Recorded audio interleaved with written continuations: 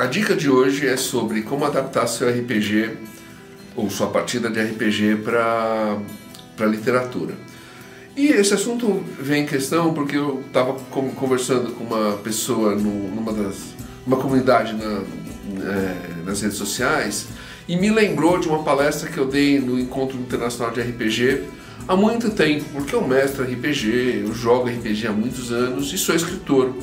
E é muito interessante porque eu sempre considerei os assuntos um pouco separados e só aconteceu comigo uma vez de eu fazer uma adaptação de uma aventura que eu mestrei, né, para uma história, depois eu até vou usar ela como exemplo. A grande questão que as pessoas têm que considerar, os jogadores que querem se tornar escritores, é a mudança de mídia, né? O RPG tem características muito dele, né? Muitos do jogo, que quando você está mudando de mídia, como qualquer mídia que você vai mudar de mídia do livro para o cinema, do cinema para o livro, do jogo para o cinema, do cinema para o jogo, você tem que entender que vai mudar alguns elementos, então você vai ter que mudar alguns elementos. Não adianta você achar que você vai poder deixar igualzinho ou a mesma coisa, não vai acontecer, né? O primeiro ponto que eu vejo é em relação a direitos autorais, né? Porque veja, você pode usar elementos genéricos do RPG que você usa, seja o AD&D, seja o GURPS, seja o Vampiro, mas todos esses sistemas possuem elementos que são só deles, né?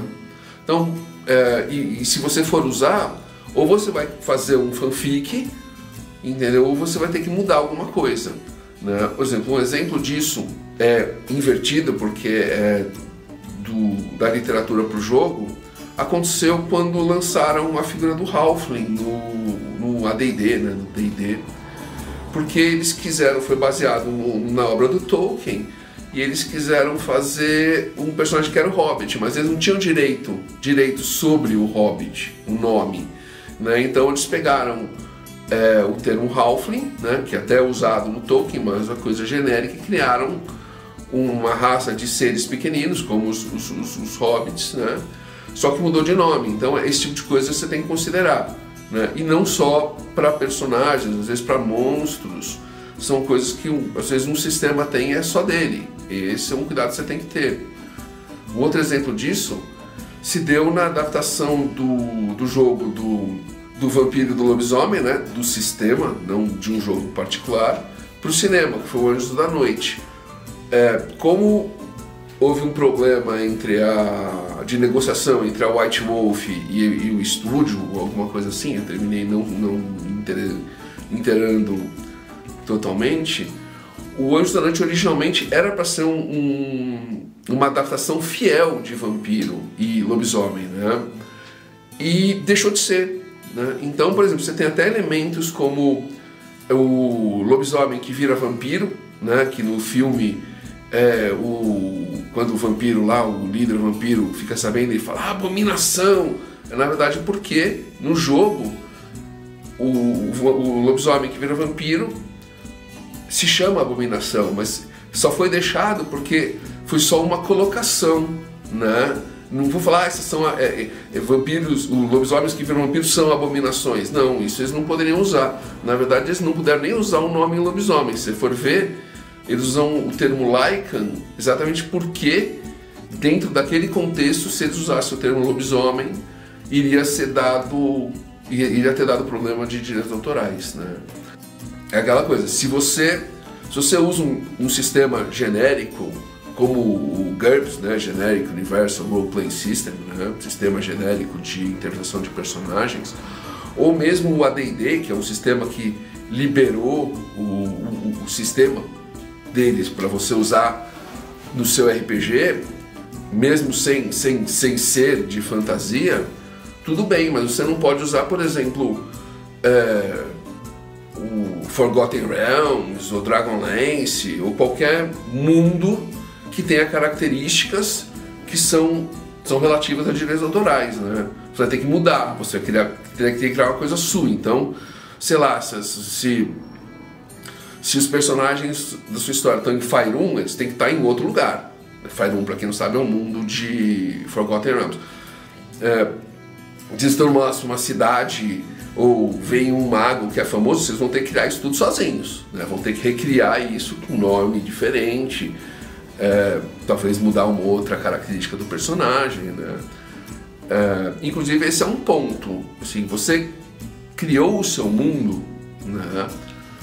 Mesmo usando como base um mundo determinado, você pode fazer as mudanças só nesses detalhes. Criou o seu mundo, o personagem é um outro problema, né? Por quê?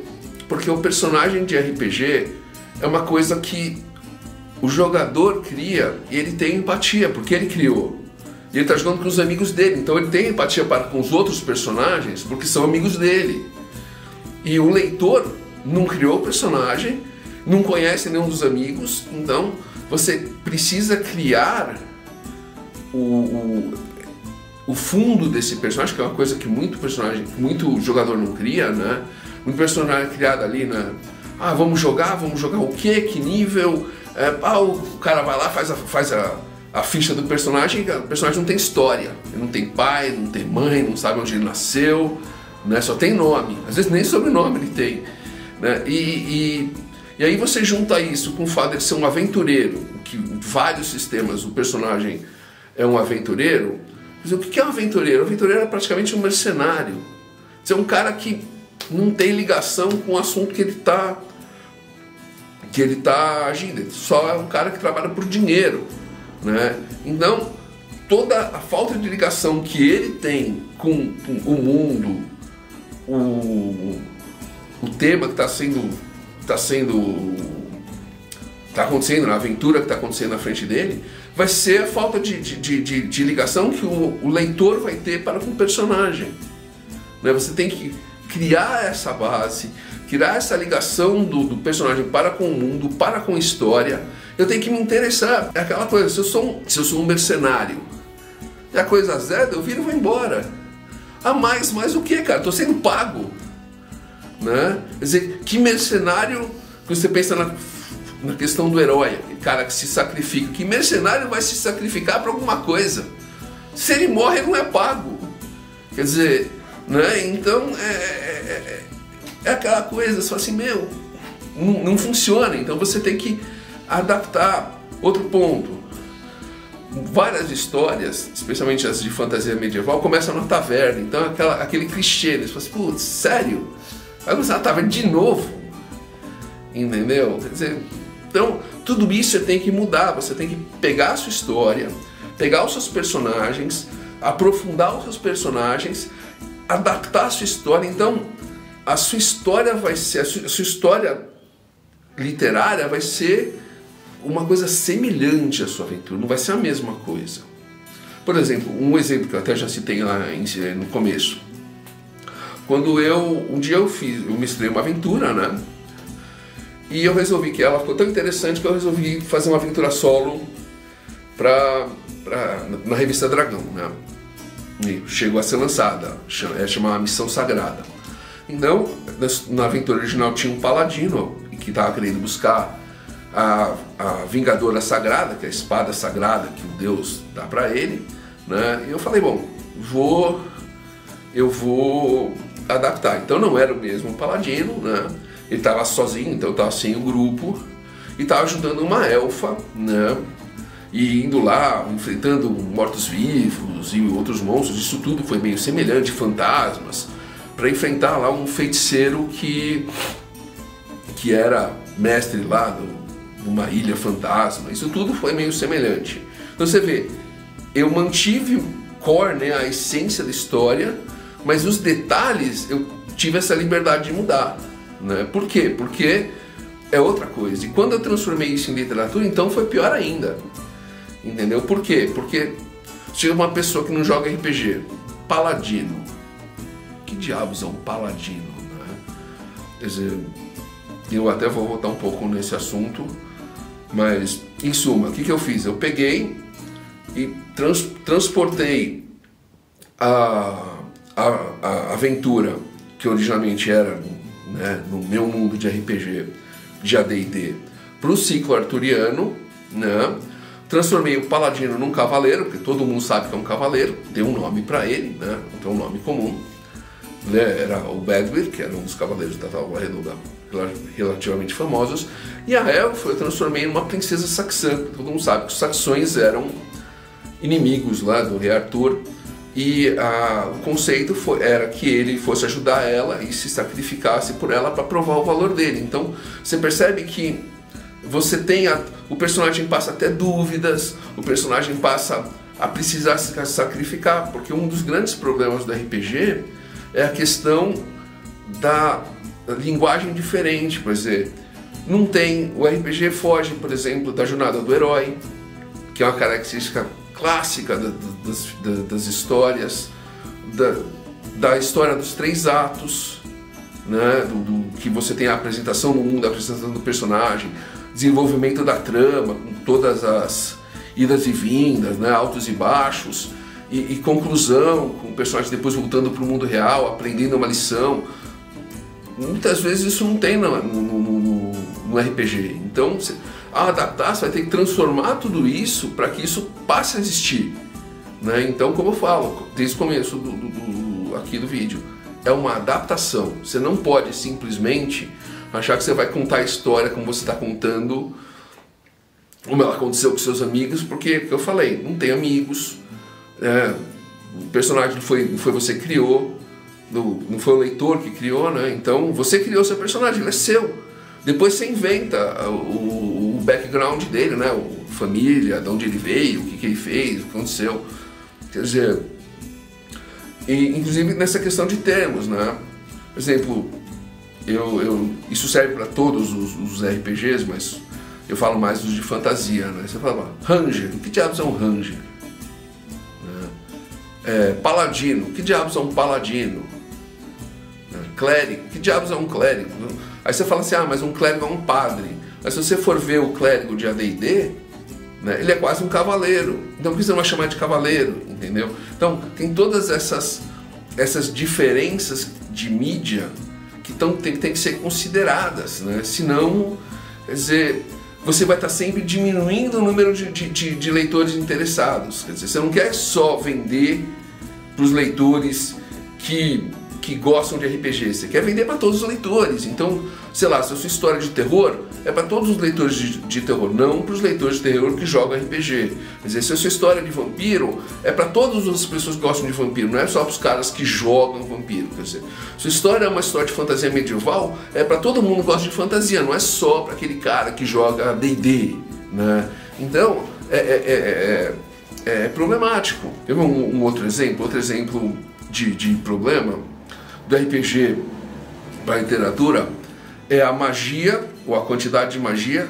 e a quantidade de poder dos personagens. Em muitos sistemas, a diferença entre um personagem que está começando ali no primeiro nível, um personagem de 10, 15, 20 aventuras ou níveis, é imensa, né? É um cara que pode fazer uma magia, né, e matar metade de um pelotão, 50, 60 inimigos. Quer dizer, isso é irreal, né? É um personagem que ele tá lá lutando contra o monstro, tá quase morto, aí chega lá o clérigo do grupo, pronto, o cara recarregou tudo, ele tá 100%. De novo, por exemplo, você pega o exemplo do Witcher, nos primeiros 2 livros, que são contos, né? Entre uma aventura e outra, que é entre um conto e outro do Geralt, e você tem um entreconto que é o quanto ele passa no templo, né? Se eu não me engano, a maioria das vezes era um templo de Mirilic, se recuperando, né, dos ferimentos, de tudo. Isso é necessário, porque senão o personagem fica irreal, né? Por que eu vou sentir empatia por um personagem que é irreal? Vira um super-herói da vida, um super-herói medieval, um cara que voa, um cara que mata um dragão numa rodada. Quer dizer, no jogo é muito divertido. Aconteceu comigo as duas coisas, né? Eu matei o dragão numa rodada só e matei 50 pessoas, até foi hilário, assim. Eu estava jogando com um cara que nunca tinha jogado, vindo do exército, 150 orcs, né? Aí, nossa, exército. Mestre, quanto tem? Uns 150. Qual o problema? 150, a gente é 5. Ah, vai. Tá bom, aí eu soltei lá um relâmpago, matou 50. O cara do grupo soltou uma bola de fogo, matou mais 50. Aí, já matamos 100. Os outros 50 estão fugindo. Que ridículo, não deixa fugir, entendeu? Quer dizer, percebe? Como é que você vai sentir empatia com uma coisa dessa se não é você que está jogando? Para um jogador que está jogando é divertidíssimo, mas para a pessoa que está lendo, fala, nossa, sério? Esse cara tem que o que é um desafio para ele? Enfrentar um deus? Né? Quer dizer, é problemático. Então, é aquela coisa, se você juntar a questão do mundo, a questão dos personagens, a questão da história, tudo isso demanda adaptação, né? Mudança de mídia demanda adaptação. Tá? Um exemplo até que não tem nada a ver. Se você lê a história de Stephen King, na história o personagem passa por diversos diretores. Diversos diretores passam, mas no filme não, no filme é um diretor só, por quê? Mudança de mídia. Quer dizer, no livro você consegue ver o que acontece com ele através desses vários diretores, alguns são melhores, alguns são piores, né? Na história do filme não, é só aquele diretor, que é um pentelho que ele termina ferrando no final, né? Quer dizer, você sente no estrutura de 2 horas de história ali do cinema, como é bom ver o diretor se ferrando no final. Então esse é o ponto, entendeu? Outras mídias demandam adaptação. Então use a sua história, use os seus personagens, mas aprenda a adaptar.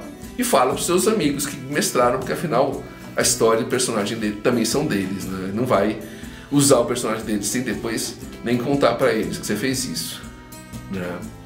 Bom, espero que vocês tenham gostado, espero ter ajudado, né? Se você conhecer algum amigo que joga RPG e quer adaptar a história dele, da aventura dele, para uma história, indica esse vídeo, né? E se você gostou, dá um like, segue a gente no Face, no Insta, no YouTube mesmo, né? E é isso aí. Até o próximo vídeo.